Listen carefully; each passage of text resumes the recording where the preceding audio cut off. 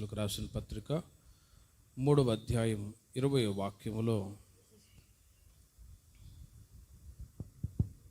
एफिसियों की पत्री 3रा अध्याय उसका 20वां पद में అడుగు వాటి కంటే ఊహించు వాటి కంటే అత్యధికముగా చేసే దేవుడు మన దేవుడు. हम सोचने से भी और समझने से भी परमेश्वर बहुत कुछ करने वाला परमेश्वर है। అలాంటి దేవుణ్ణి మనం కలిగి ఉన్నాము. इस तरह के परमेश्वर को हम पाए हुए हैं। అందుకు దేవునికి మహిమ కలుగును గాక. इसके लिए परमेश्वर की महिमा हो। గత దినాల్లో మీరు ప్రభు దగ్గర ఎన్నో విషయాలు అడిగి పొందుకొని ఉన్నారు. पिछले दिनों में परमेश्वर के पास और आपने कई सारे विषय को मांगे हैं। ఈ మాటను బట్టి మీతో చెప్తున్నాను, ఇంకా రాబోయే రోజుల్లో మీరు అడిగిన వాటికంటే అత్యధికంగా నా దేవుడు చేయుదురుగాక. इसके लिए इस बात की वजह से मैं बोल रहा हूँ, परमेश्वर आप जो भी मांगते हैं परमेश्वर आपको अनुग्रह करे। ప్రతి ఆశీర్వాదం దేవుని దగ్గర మనం అడిగేటప్పుడు దాని వెనుక కొన్ని స్పిరిచువల్ యాక్టివిటీస్ కూడా చాలా ముఖ్యం. प्रति हर एक आशीर्वाद को जब हम मांगते हैं उसके पीछे बहुत सी आत्मिक एक्टिविटीज रहते हैं। ఆ ఆత్మీయతలు మనం దేవుని యొద్ద నుండి పొందుకొని ఆశీర్వదించబడాలి. उस आत्मिकता को परमेश्वर के द्वारा हम पाके आशीष पाना है। దేవుడు మనల్ని ఆశీర్వదించారు అంటే మనలో ఉంటున్న గుడ్నెస్, మంచితనాన్ని బట్టి దేవుడు ఆశీర్వదిస్తూ వచ్చాడు. यदि परमेश्वर हमें आशीष किया है इसका मतलब हमारे में कुछ अच्छा चीज है, इसके लिए परमेश्वर आशीष किया है। రాబోయే రోజుల్లో ఇంకా దేవునికి ప్రీతికరమైన జీవితాన్ని జీవించి దేవుని చేత మీరు ఆశీర్వదించబడుదురుగాక. आने वाले दिनों में इससे भी अच्छा जीवन पाकर परमेश्वर के द्वारा हम आशीष पाएं। అడిగిన దానికంటే అత్యధికంగా దేవుడు మన జీవితాల్లో చేయాలి అంటే మనం ఎలా బ్రతకాలి? मांगने से भी ज्यादा परमेश्वर यदि हमारे जीवन में अधिक करना है तो हम क्या करना है? బైబిల్లో ఒక ఐదుగురు వ్యక్తుల గురించి మీకు చెప్తాను. बाइबल में हम 4 और 5 व्यक्तियों को हम आपको परिचय करेंगे। వాళ్ళు దేవుని యొద్ద నుండి అడిగిన దానికంటే అత్యధికంగా పొందుకున్నారు. वे लोग परमेश्वर के द्वारा मांगने से भी ऊंचा चीज परमेश्वर से पाए हैं। మనము కూడా దేవుని దగ్గర ఆయనకు తగినట్టు జీవించినప్పుడు అడిగిన దానికంటే అత్యధికంగా ప్రభు చేస్తారు. परमेश्वर के सम्मुख में हम परमेश्वर के सम्मुख में अच्छी तरह जिएंगे तो परमेश्वर हम मांगने से भी अधिक परमेश्वर देने वाला है। రాజుల 2వ గ్రంథం राजाओं की दूसरा ग्रंथ 4వ అధ్యాయం 7వ వాక్యం. 4वां अध्याय उसका 7वां पद। అక్కడ ఒక విధవరాలు సేవకుని దగ్గర వచ్చింది. वहां पे एक विधवा सेवक के पास आई। ఆయన ఎలీషా అనే సేవకుని దగ్గరకు వచ్చింది. एलीशा नामक के एक परमेश्वर के जन के पास आई थी। అక్కడ ఆయన దగ్గరకు వచ్చి ఒక విన్నపం చేస్తుంది. वहां उनके पास आकर एक प्रार्थना की विषय रखी थी। అయ్యా, నా భర్త నీ దగ్గర పరిచయం చేస్తూ వచ్చాడు కదా. मेरा जो पति आपके पास जो परिचय मतलब काम कर रहा था, आपके सहायक बन के था, ఆయన చనిపోయాడు. वो मर गया है। కానీ అప్పులు చేసి చనిపోయాడు. लेकिन उसको ये हुआ कि बहुत सारा उनको कर्जा हुआ। అప్పుల వాళ్ళు ఇప్పుడు నా పిల్లల్ని కూడా తీసుకొని వెళ్ళాలనుకుంటున్నారు. जो कर्जदार है मेरे बच्चों को ले जाने पे तुले हैं। కాబట్టి దేవుడు నన్ను కాపాడాలి, మీరు సహాయం చేయండి అన్నట్లుగా ఒక ప్రేయర్ రిక్వెస్ట్ విన్నపాన్ని చేస్తూ, परमेश्वर मुझे मेरी रक्षा करना है कर वहां सेवक के पास एक रिक्वेस्ट करने लगी। కానీ ఎలీషా అంటాడు, అమ్మా నేనేం చేయాలి, నాతో నీకేం పని అని అంటాడు. परंतु परमेश्वर का जन एलीशा कहने लगा कि मेरे से आपको क्या काम है और क्या सहायता चाहती है? సరే నీ ఇంట్లో ఏముంది అని అడిగాడు. तो परमेश्वर के जन पूछा कि आपका घर में क्या है? నా ఇంట నూనె కుండ ఒకటి ఉన్నది, అది తప్ప మరేమీ లేదన్నది. मेरे घर में तेल का एक कुप्पी है, उसके सिवा और कुछ नहीं है। సరే, నీ ఇరుగు పొరుగు వారి ఇంటికి వెళ్ళి పాత్రలన్నింటిని ఎరువుకు తీసుకొని రమ్మన్నది. ठीक है, आपके पड़ोसी का घर में पड़ोस में जा करके आपके పాత్రలన్నీ కూడా తీసుకొని రమ్మన్నది. एक बर्तन लेके आओ करके बोलने लगा। ఆ ఇద్దరు పిల్లలు వెళ్ళి ఇరుగు పొరుగు వాళ్ళ ఇంట్లో అనేక పాత్రలు తీసుకొచ్చారు. वे दोनों बच्चों को सहारा लेके जो पड़ोसन के पास जाके बर्तन लेके आया गया। వెంటనే ఒక మిరాకిల్ దేవుడు చేశాడు. ఆ సేవకుడు ఆ నూనెని పాత్రలో పోసి ప్రేయర్ చేయగానే ఆ పాత్రలన్నిటిలో కూడా నూనె పొంగి పొర్లి పారెను. హల్లెలూయా. उस बर्तन में जब परमेश्वर के जन तेल डाला गया है, वहां अचम्मा काम हुआ कि वहां तेल उमड़कर गिरने लगी। ఒక అద్భుతమైన క్రియ ఆ విధవరాలి కుటుంబంలో దేవుడు చేశాడు. एक आश्चर्यकार कार्य वहां परमेश्वर उस परिवार में किया। అది దేవుడు ఎలా చేశాడో ఆ 4వ అధ్యాయము మొదటి వాక్యము నుండి 7వ వాక్యం వరకు మీరు చదివితే మీకు అర్థమవుతుంది. वह किस तरह से किया है, वो यदि वो पद को अगर देखेंगे तो 4వ అధ్యాయము మొదటి వాక్యము నుండి 7వ వాక్యం వరకు మీరు ఇంటికి వెళ్ళిన తర్వాత చదువుకోరండి. 4वां अध्याय 1 से लेकर 7 तक आप घर में जाके पढ़िएगा. 7వ వాక్యాన్ని మీరు గమనిస్తే 7वां अगर वचन को हम ये देखें, దేవుడు చేసినటువంటి ఆ అద్భుతమైన కార్యాన్ని బట్టి परमेश्वर जो किया है उस अचम्मा कार्य को, ఆమె దైవజనుడు అతని వద్దకు వచ్చి परमेश्वर के जन के पास वो विधवा आकर ఆ సేవకుడు అంటాడు, నీవు పోయి ఆ నూనెను అమ్మి నీ అప్పు తీర్చి మిగిలిన దానితో నీవు నీ పిల్లలను బ్రతుకుడని ఆమెతో చెప్పాడు. परमेश्वर का सेवक कहने लगा कि उस तेल को जाके बिक्री कर कर आपका जो कर्जा है उसको पूरा फेंट देना और जो भी है उससे आप संतुष्टि पाना करके कहने लगा. ఆ మాటని మీరు జాగ్రత్తగా గమనించండి. उस बात को आप ध्यान से सोचिएगा. నీవు పోయి ఆ నూనెను అమ్మి आप जाकर उस तेल को, నీ అప్పు తీర్చి आपके कर्जा को पूरा फेंट कर మిగిలిన దాంతో నీవు నీ పిల్లలు బ్రతకండి. जो बचा हुआ है आप और आपके परिवार जीना करके कहने लगा. ప్రేమైన వర్లరా, प्यारे परमेश्वर के जनों, ఆ సేవకుడు చెప్పిన మాటను బట్టి ఆమె పిల్లలు చాలా దినముల వరకు వారు బ్రతికేటట్లు దేవుడు ఆ కుటుంబంలో మేలు చేశాడు. जैसा सेवक ने कहा उसी तरह से वो विधवा कर कर बहुत से साल वो जीने लगे. హల్లెలూయా. हालेलुया. రక్షించబడి బాప్తిసం తీసుకొని సంఘ సహవాసానికి వచ్చిన మీ కుటుంబాల్లో కూడా उद्धार पाकर बपतिस्मा लेकर आशीष पाया हुआ आपके परिवार में भी గతంలో మీకు ఒకవేళ ఏమీ లేని స్థితిలో ఉన్నారేమో, पिछले दिनों में आपके पास शायद कुछ भी नहीं था. ఇంకో ప్రాంతానికి వచ్చిన తర్వాత దేవుడు అంచెలంచెలుగా ఆశీర్వదిస్తూ వచ్చాడు. इस प्रार्थना के सभा में आप आए हैं, परमेश्वर कद ब कद परमेश्वर आपको आशीष देते आया है. గతంలో ఉన్న స్థితి కంటే దేవుడు ఇప్పుడున్న స్థితిని దేవుడు మీ స్థితిగతులని హెచ్చించాడు. అందుకు దేవునికి మహిమ కలుగును గాక. पिछला स्थिति से भी परमेश्वर आपको अब की स्थिति से परमेश्वर ऊंचा किया है, इसके लिए परमेश्वर की मैं स्तुति करता हूँ. గతంలో ఉన్న మీ స్థితి ఏంటి, ఇప్పుడున్న మీ స్థితి ఏంటి? पिछला दिनों में आपका स्थिति क्या थी, परंतु अब क्या है? చాలా మంది మీరు చెప్పొచ్చు, దేవుడు నా స్థితిగతులను మార్చాడు అని. आप कहते रहेंगे परमेश्वर मेरा स्थिति को बदल दिया है. అడిగిన దానికంటే అత్యధికంగా ప్రభు చేస్తూ వచ్చాడు. मैं जितना मांगा हूँ परमेश्वर उससे भी परमेश्वर मुझे अधिक ఆహార విషయంలో ఏ కొరత లేదు. आहार के विषय में भी कोई कमी घटी नहीं. ఫైనాన్షియల్ గా దేవుడు ఆశీర్వదిస్తూ వచ్చాడు. फाइनेंशियली भी परमेश्वर ने बहुत सी आशीष किया है. పిల్లల చదువులో తోడుగా ఉన్నాడు.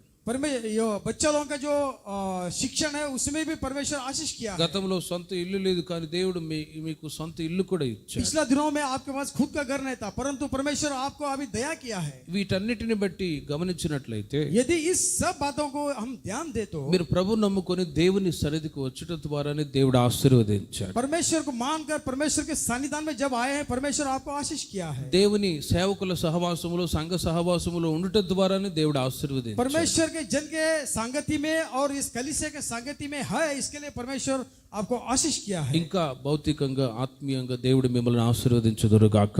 भौतिक रीति से भी परमेश्वर आपको आशीष देने पाए. మనలో ఉన్న గొప్పతనాన్ని బట్టి దేవుడు ఆశీర్వదించలేదు. हम में जो बड़प्पन है उसके वजह से परमेश्वर ने हमें आशीष नहीं किया, but in our spiritual stage हमें आत्मिक जीवित में परमेश्वर आशीष किया है. అందువల్లే దేవుడు ఆశీర్వదిస్తూ వచ్చాడు. इसके लिए परमेश्वर आशीष किया है. ఎఫెసీయులకు రాసిన పత్రిక 2వ అధ్యాయం 13వ వాక్యములో इफिसियों की पत्री 2रा अध्याय उसका 13वां पद में, మీరు గతములో దేవునికి దూరస్తులై ఉన్నారు, बीते दिनों में परमेश्वर से आप दूर थे, కానీ ఇప్పుడు సమీపస్తులై ఉన్నారు. परंतु अब आप बहुत ही निकट आए हुए हैं. ఆ మాటలు మీరు చూడండి. उस बात को आप ध्यान दीजिए. ఇప్పుడు క్రీస్తు యేసునందు క్రీస్తు రక్తము వలన సమీపస్తులై ఉన్నారు, అందుకే దేవుడు ఆశీర్వదిస్తూ వచ్చాడు. परमेश्वर के आप निकट हैं, इसके लिए परमेश्वर आपको आशीष किया हुआ है. దేవునికి దూరంగా ఉంటే దేవుడు మనల్ని ఆశీర్వదించాడు. परमेश्वर से यदि हम दूर रहेंगे तो परमेश्वर हमें आशीष नहीं देता है. అందుకే యేసు రక్షించును, యేసు స్వస్థపరచును అని ఓ సువార్త మీకు ప్రకటించి సంఘానికి తీసుకొని రాబడి एक ఉన్నారు. सुसमाचार आपको दे करके यीशु मसीह उद्धार करता है, यीशु मसीह चंगा करता है करके एक सुसमाचार आपको देकर यहाँ परमेश्वर बुलाया और लाया गया है. ఆ రోజు నుండి ఈ రోజు వరకు మీ స్థితిగతులన్నిటిని దేవుడు మారుస్తూ వస్తూ उन दिनों से अब तक परमेश्वर आपकी जो स्थितिगतियां परमेश्वर बदलते आया हुआ है. ఇంకా మీరు ఆత్మీయంగా అభివృద్ధి చెందే కొలది, और भी परमेश्वर आप आत्मिक रीति से यदि वृद्धि पाते हैं तो ఇంకా మీరు క్రీస్తులో ఫలించే కొలది परमेश्वर में आप फलवंत होते हैं तो సేవకుల సహవాసము సంఘ సహవాసములో మీరు ఉండే కొలది परमेश्वर के जन की संगति में कलीसिया की संगत में आप रहते हैं तो దేవుడు ఇంకా మీరు అడిగిన దానికంటే అత్యధికంగా నా దేవుడు చేయును గాక. आप जो भी मांगते हैं परमेश्वर अधिक सा करने पाए.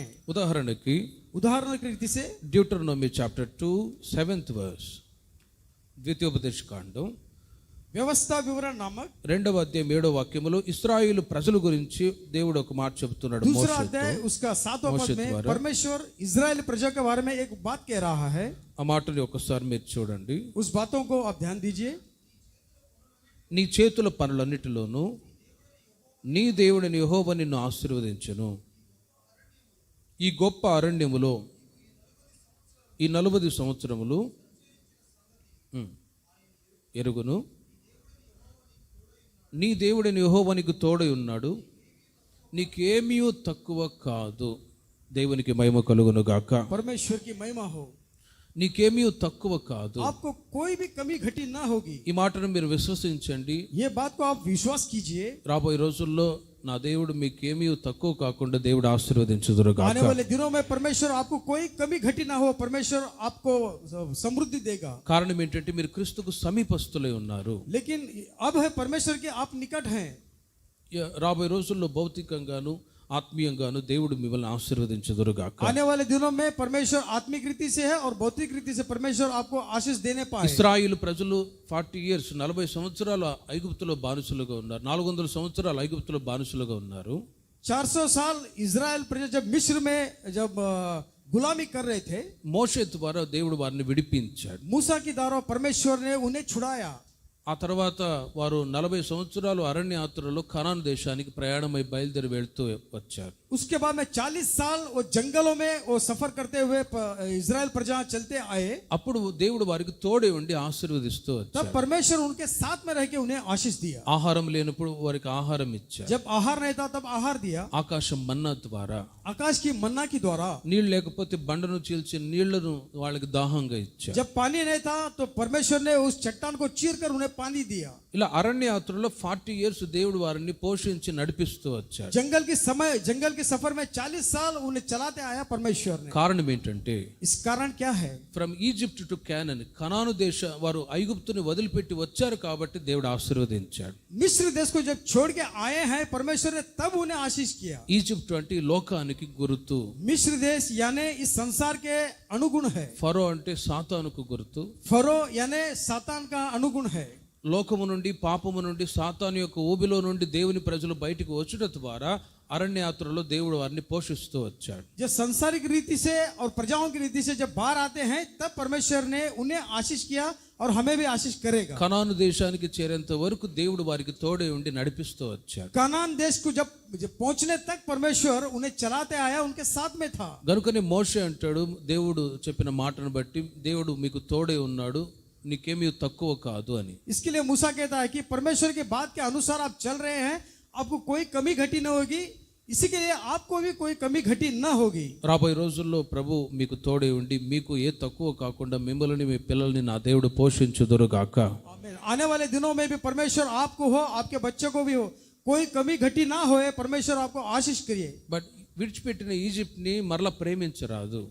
परंतु जो छोड़ के आए हैं उस मिस्र देश को फिर से हम प्रेम नहीं करना है. ఒకవేళ ప్రేమించినట్లయితే పొందుకున్న ఆశీర్వాదాలన్నీ పోగొట్టుకున్న వాళ్ళు అవుతాం. यदि हम प्रेम करते हैं तो जो कुछ अभी हम आशीष पाए हैं उस सब को हम खो बैठेंगे. ఒక్కసారి ప్రభువు నమ్మిన తర్వాత एक बार परमेश्वर को जब स्वीकार करके मानते हैं మరలా లోకం వైపు వెళ్ళకూడదు. फिर से हम संसार की ओर नहीं फिरना है. పాపానికి చోటు ఇవ్వకూడదు. पाप को हम स्थान नहीं देना है. అప్పుడే మీ స్థితిగతులను దేవుడు అంచెలంచెలుగా तब ఆశీర్వదిస్తాడు. जा करके परमेश्वर हम स्थितिगतियों को परमेश्वर आशीष देता है. ఆదికాండం 48వ అధ్యాయం, జెనసిస్ 48 chapter 15th verse. उत्पत्ति 40 48:15. उत्पत्ति 48 उसका 15वां पद. అక్కడ యాకోబు ఒక మాట చెప్తారు చూడండి. वहां याकूब एक बात कहता है, दया करके सुनिएगा. పుట్టినది మొదలుకొని నేటి వరకు నన్ను పోషించిన దేవుడు అని అంటాడు. जब से मैं जन्मा हूं तब से लेकर के अब तक परमेश्वर ने मुझे पालन पोषण किया है. మనము పుట్టినది మొదలుకొని ఈ దిన వరకు దేవుని చేత పోషింపబడుతూ ఉన్నాం. हमारी पैदाइश से लेकर के अब तक परमेश्वर के द्वारा ही हम पोषित होके आए हैं। యేసన్న గారు అనేవారు, यशना जी कहते थे పుట్టినది మొదలుకొని మనిషి చచ్చేంత వరకు ఎన్ని బస్తాలు బస్తాలు బియ్యం తిని ఉంటాడో అని. जब से पैदा हुआ है मरने तक कितना बस्ता बस्ता चावल खाया होगा करके यशना जी कहते थे। ఒక్క నెల రేషన్ మీరు తెచ్చుకుంటారు, एक महीना जब हम राशन लाते हैं దాన్ని లెక్కలు ఏమో అది అయిపోతుంది. उसके हिसाब में तो वो खत्म होते आते रहता है। అట్లా పుట్టినది మొదలుకొని చచ్చేంత వరకు లెక్కలు వేస్తే మన మైండ్ పోయింది. जब पैदा से लेके हम ऐसा हिसाब करते रहे तो చూడండి, అందుకే ఆకాశ పక్షులను పోషించు దేవుడు మిమ్మల్ని కూడా పోషించడా? आसमानी पंछी को परमेश्वर जब पालन पोषण करता है तो हमें क्या पालन पोषण नहीं करता है क्या? ఈ ప్రజెంట్ డేస్ లో చాలా దేశాల్లో కొన్ని ప్రాంతాల్లో ఆహారం లేదు. अब जो प्रेजेंट दिन में है बहुत सारे देशों में खाने के लिए आहार नहीं है, కానీ దేవుడు మనకు 3 పూటల ఆహారం ఇస్తూ परंतु परमेश्वर हमें 3 टाइम का खाना देके हमें हमारी మట్టిని కూడా రొట్టెలుగా చేసుకొని తింటూ ఉన్నారు. जो मिट्टी है उसको रोटी बना के खा रहे हैं लोग। కానీ ఏ కొరత లేకుండా దేవుడు పోషిస్తూ ఉన్నారంటే by the grace of God, దేవుని కృప మాత్రమే. హల్లెలూయా. परंतु परमेश्वर हमें कोई कमी घटी न कर रहा है, हमारे पालन पोषण कर रहा है। కాబట్టి దేవునికి మనం సమీపస్తులుగా ఉండాలి. इसके लिए परमेश्वर को हम बहुत निकट होके रहना है। అప్పుడు మీరు అడిగిన దానికంటే అత్యధికంగా నా దేవుడు చేయుదురుగాక. हम पूछने से भी परमेश्वर अधिक से परमेश्वर करने पाए। ఎక్కడ మరలా ఆత్మీయ జీవితంలో వెనకబడిపోకుండా आत्मिक जीवन में हम कहीं पीछे छूट ना जाए, ఫలిస్తూ రావాలి. हम फलवंत होते आना है। పుట్టిన పిల్లలు సంవత్సరం పెరుగుతూ ఉంటారు. जो पैदा होते हैं बच्चे वो हर साल बढ़ते आते रहते हैं। మనం కూడా ఆత్మీయంగా సంవత్సరాలు గడిచే కొలది పెరుగుతూ రావాలి. हम साल जब बीतते रहता है हम भी आशीषित होके वृद्धि होना है। అప్పుడే దేవుడు అడిగిన దానికంటే అత్యధికంగా ఆశీర్వదిస్తాడు. तब जाकर जब हम पूछते हैं उससे भी परमेश्वर अधिक सा करता है। రెండవ వ్యక్తి గురించి మీకు చెప్తాను. दूसरा व्यक्ति को मैं आपको परिचय करता हूँ। సమూయేలు మొదటి first king chapter 3 13th verse. पहला समूएल की రాజుల మొదటి గ్రంథం पहला राजाओं की ग्रंथ 3వ అధ్యాయము 3रा अध्याय 13వ వాక్యాన్ని మీరు उसका చూడండి. 13वां पद को देखिए। అక్కడ సొలొమోన్ ఓసారి పడుకొని ఉన్నప్పుడు రాత్రిలో కల వచ్చింది. वहाँ सोलोमन जब बिस्तर में था उन्हें एक सपना आया। అక్కడ దేవుడు అడుగుతున్నాడు, నీకేం కావాలి అని. वहाँ परमेश्वर उनसे पूछ रहा है कि आपको क्या चाहिए। అప్పుడు సొలొమోన్ అడిగింది ఏంటంటే, सोलोमन जब पूछा, ప్రభు నేను చిన్న వయసులోనే రాజుగా అభిషేకించబడ్డాను, मेरी बचपन में ही मेरी छोटी स्थिति में ही मैं राजा बन के अभिषेक पाया हूँ, రాజ్యాన్ని పరిపాలించడానికి జ్ఞానం కావాలి అని అడిగాడు. राज्य को मुझे परिपालन करने के लिए मुझे ज्ञान चाहिए। ఆ సంగతి దేవునికి చాలా ఇష్టమైంది. ये जो विषय परमेश्वर को भाया था। సొలొమోను అడిగింది ఒకటైతే, सोलोमन जो पूछा एक विषय था, కానీ అడిగిన దానికంటే అత్యధికంగా ఇచ్చాడు. చూడండి, परंतु मांगने से भी अधिक सा विषय परमेश्वर ने उन्हें प्राप्त किया। 3వ అధ్యాయము 13వ వాక్యములో, 3रा अध्याय उसका 11वां पद में, నీవు ఐశ్వర్యమును ఘనతను ఇమ్మని అడగకపోయినాను, వాటిని కూడా నీకు ఇచ్చుచున్నాను, అందువలన నీ దినములన్నిటను.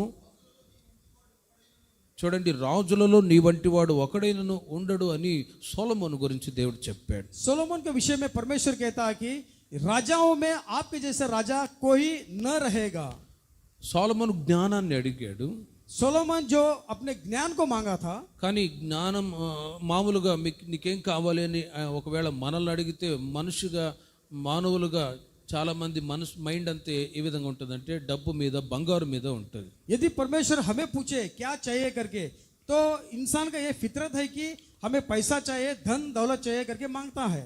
కానీ సొలొమోను జ్ఞానాన్ని అడిగాడు. परंतु सोलोमन यहाँ पे ज्ञान को मांगा था। ప్రేమైన వారలారా, ఆ సంగతి దేవుడు మెచ్చుకొని, प्यारे परमेश्वर के लोगों, ये विषय परमेश्वर को भाया, इसीलिए జ్ఞానంతో పాటు ఘనతను ప్రభావాన్ని కూడా ఇచ్చాడు. ज्ञान के साथ में धन दौलत और ताकत भी दिया था। దేవునికి మహిమ కలుగును గాక. परमेश्वर की महिमा हो। మనం దేవుని దగ్గర అడిగేటప్పుడు మనకి ఏది అవసరమో అదే అడగాలి. परमेश्वर के पास जब हम मांगते हैं जो चाहिए वही चीज मांगना चाहिए। జేమ్స్ చాప్టర్ 4 याकूब की 3rd verse అక్కడ మీరు చూడండి. యాకోబు రాసిన పత్రిక 4వ అధ్యాయం 3వ వాక్యములో, याकूब की पत्री 4वां अध्याय उसका 3रा पद हम यदि देखें కొందరు అడుగుచూ ఉన్నారు, थोड़े वहां मांग रहे हैं, కానీ దురుద్దేశములతో అడుగుట ద్వారా మీకేమీ దొరకట్లేదు అని రాయబడి ఉంది. बुरी मन से आप मांग रहे हैं इसी के लिए आपको कोई कुछ भी नहीं मिल रहा है करके वहां लिखा गया है। మీరు ఆశించుచున్నారు కానీ आप आशीषित हो रहे हैं, మీకు దొరకటలేదు. आपको आप नहीं पा रहे हैं। కారణం ఏంటంటే దేవునికి ఇష్టము కాని కార్యాలు కొందరు అడుగుచూ ఉన్నారు. क्योंकि जो परमेश्वर को पसंद नहीं है वही चीज आप मांग रहे हैं, इसीलिए నరహత్య చేయుదురు, మత్సరపడుదురు, खून करते हैं और डाह मन में रखते हैं, కానీ సంపాదించుకొనలేరు. लेकिन आप कमाई नहीं कर सकते. మత్సరపడుదురు కానీ పోట్లాడుదురు కానీ యుద్ధము చేయుదురు కానీ అడుగనందున ఏమీ దొరకట్లేదు అని రాయబడి ఉంది. आप युद्ध नहीं करते हैं, ऐसा ही मांगते हैं, इसके लिए आपको कुछ नहीं मिल रहा है. ప్రియమైన వారలారా, సొలొమోన్ దేవుని దగ్గర ఏదైతే అవసరమో అదే అడిగి పొందుకున్నాడు. प्यारे परमेश्वर के जनों, सोलोमन परमेश्वर के पास जो चाहिए था उसी को मांगा. మీరు భోగముల నిమిత్తం వినియోగించుటకు అడుగుతున్నారు కాబట్టి మీకు దొరకట్లేదు అని రాయబడి ఉంది. जो कुछ नहीं मांगना चाहिए वो मांग रहा है, इसी के लिए आपको नहीं मिल रहा कह रहा है. దేవుని దగ్గర మనం అడగాలి. परमेश्वर के पास हम मांगना है. సొలొమోన్ శత్రువుల ప్రాణాన్ని అడగలేదు. सोलोमन परमेश्वर के पास शत्रुओं के प्राण नहीं मांगा, లోక సంబంధమైన గొప్పతనాలు కావాలని అడగలేదు. सांसारिक रीति का बड़प्पन उसने नहीं मांगा, కానీ జ్ఞానం అడిగాడు. उसने ज्ञान को मांगा. లోతుగా వాక్యాన్ని ధ్యానించినప్పుడు यदि हम गहराई से परिशीलन अगर करें तो वचन को, మనం బ్రతకటానికి జ్ఞానం అవసరం.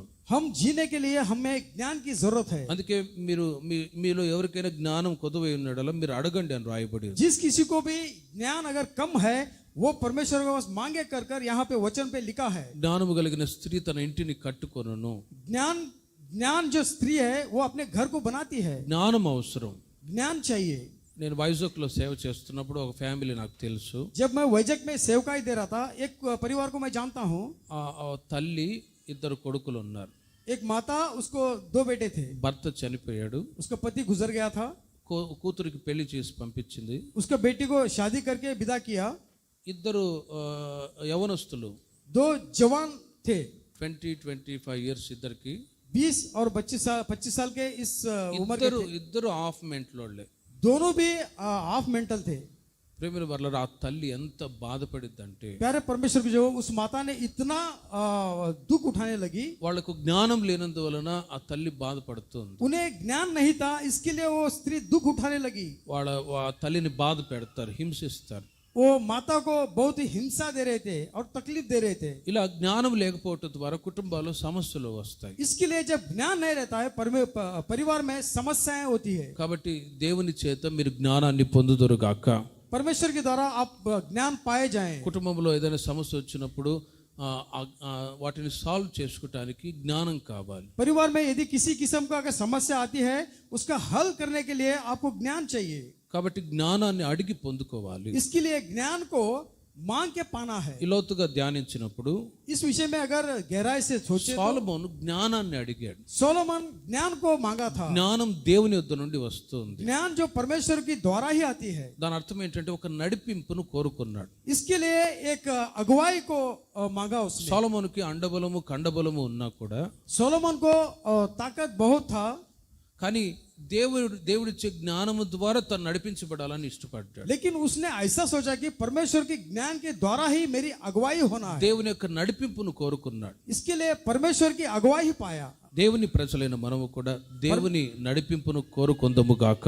परमेश्वर के जन हुए हम भी परमेश्वर की अगुवाई में और चले और मांगेंगे. మనకున్న జ్ఞానం తెలివితేటల మీద ఎప్పుడు ఆధారపడకూడదు. हमारी सोच समझ पे हम आधारित नहीं होना है. ద విల్ ఆఫ్ గాడ్, దేవుని చిత్తమే మీ పట్ల మీ పిల్లల పట్ల నా దేవుడు నెరవేర్చుదురు గాక. परमेश्वर की इच्छा ही हमें और हमारे बच्चों के जीवन में वो पूरा करने पाए. కాబట్టి దైవ చిత్తానుసారంగా మనం ఏది అడిగినా దేవుడు చేస్తాడు. इसके लिए दैव परमेश्वर की इच्छा के अनुसार यदि हम मांगते हैं परमेश्वर दया करता है.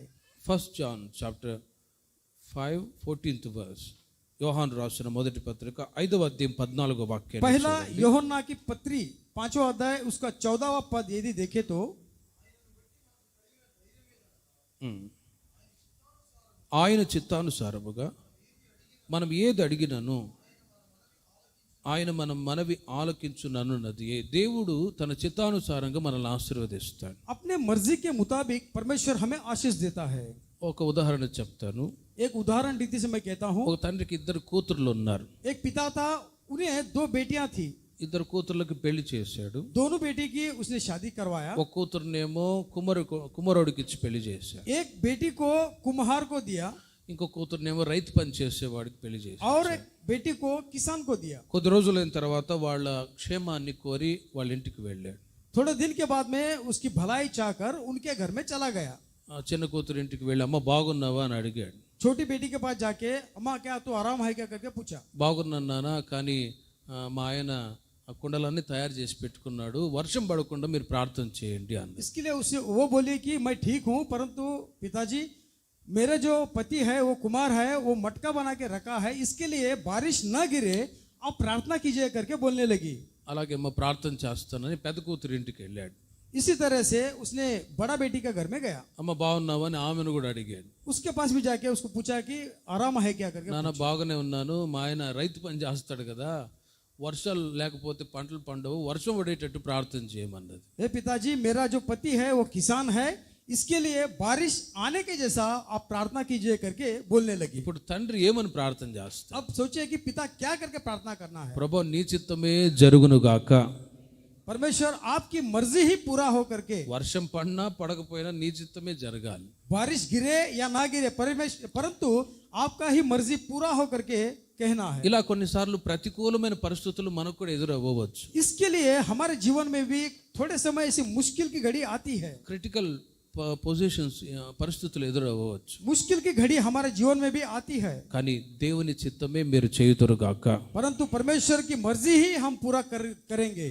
కనుక సొలొమోను దేవుని యొద్ద నుండి జ్ఞానాన్ని పొందుకున్నాడు. इसके लिए सोलोमन परमेश्वर के द्वारा ज्ञान पाया था। ఏది అవసరమో దాన్ని పొందుకున్నాడు. जो जरूरत था वही पाया। దేవుని నడిపింపును కోరుకున్నాడు. परमेश्वर की अगुवाई को मांगा उसने। మనము కూడా ఈ దేవుని యొక్క నడిపింపులో నడిపింపబడుతూ ఉన్నాం. हम भी परमेश्वर की अगुवाई में चल रहे हैं। రాబోయే రోజుల్లో మీ పిల్లల గురించి, మీ కుటుంబాన్ని గురించి ఏం ఆలోచించినా దేవుడు తన చిత్తమే మీ పట్ల జరిగింతురు గాక.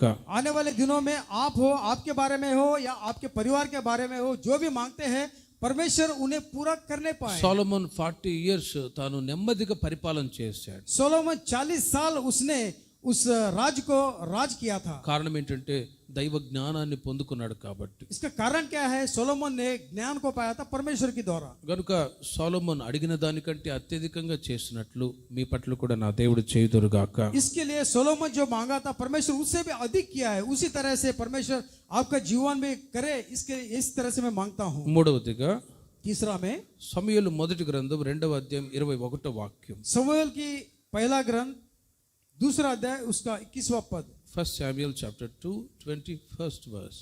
पहला शमूएल की ग्रंथ 2रा अध्याय उसका 21वां पद। హన్నా దేవుని సన్నిధికి వచ్చి हन्ना परमेश्वर की उपस्थिति में आकर ఆమె ప్రార్థించినప్పుడు वो जो प्रार्थना करी थी, ఆమె అడిగిన దానికంటే అత్యధికంగా ప్రభు చేశాడు. वे जो मांगी थी उससे भी परमेश्वर अधिक सा किया। చూడండి 21వ వాక్యం. देखिए 21वां पद को।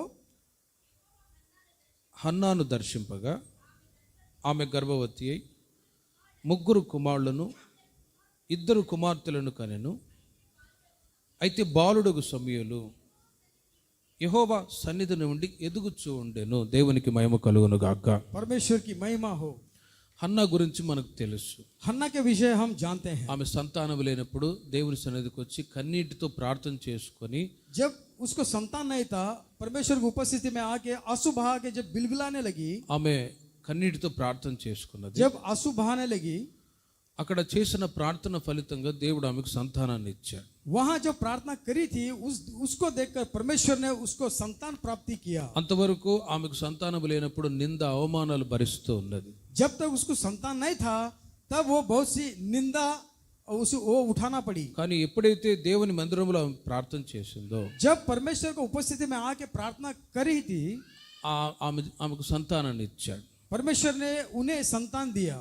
పుట్టినటువంటి బాబుని దేవుని సన్నిధిలో ఆమె సేవకి అంకితం చేసి जो बच्चा पैदा हुआ था परमेश्वर के उपस्थिति में समर्पण कर चुकी थी। ఆ తర్వాత ఆమెకు మరలా 5 మంది పిల్లలు పుట్టారు. उसके बाद में 5 जन बच्चे परमेश्वर ने उन्हें दिया। 3 కుమారులను 2 కుమార్తెలను ఇచ్చాడు. 3 बेटा और 2 बेटियों की दिया। 5 మంది పిల్లల్ని దేవుడు ఇచ్చాడు. 5 बच्चों को परमेश्वर ने दिया। ఆమె అడిగింది ఒకటైతే उसने मांगी थी एक, ఒక్క కుమారుని దయచేయమని అడిగింది. एक बेटा दे करके मांगी थी।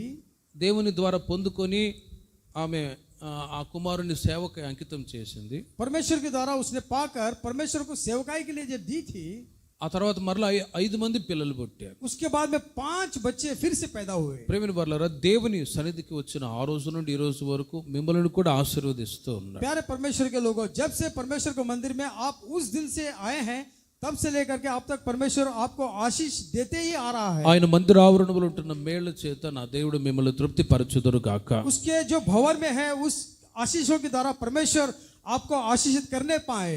అందుకే దేవుని సన్నిధికి దేవుని ప్రజలు ఖచ్చితంగా రావాలి. इसके लिए परमेश्वर के जो बच्चे हैं परमेश्वर की उपस्थिति में आना है।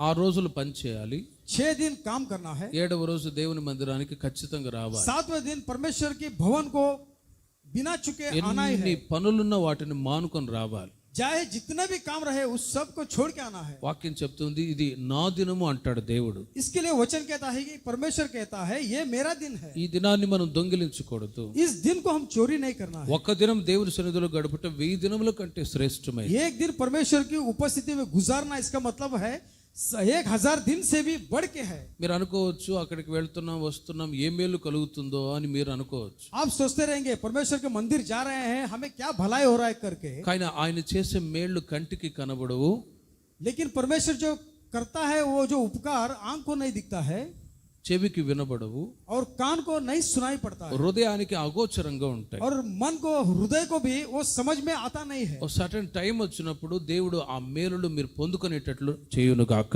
एक सटीक जब समय आता है उस भलाई को आप पाएंगे। ఆ మేళ్ళు దేవుని చేత మీరు పొందుకున్నవి మీరు తలంచాలి. उस जो उपकार है आप परमेश्वर के द्वारा आप पाते हैं करके आप विश्वास करना है। మీరు దేవుని మందిరంలో అడుగుపెట్టి ప్రార్థన చేయడం ద్వారానే మీ దేవుడు ఆశీర్వదించాడు. आप मंदिर में आके जब कदम रखते हैं प्रार्थना करने के बाद में परमेश्वर आपको आशीष करता है। కాబట్టి రాబోయే రోజుల్లో కూడా ఎన్ని పరిస్థితులు ఎదురైనా దేవుని మందిరాన్ని మీరు విడిచిపెట్టకుండా నా దేవుడు మిమ్మల్ని స్థిరపరచును గాక. आने वाले दिनों में चाहे जितने भी समस्या आपके सामना करने पड़े, परंतु परमेश्वर के जो मंदिर को नहीं छोड़ना है।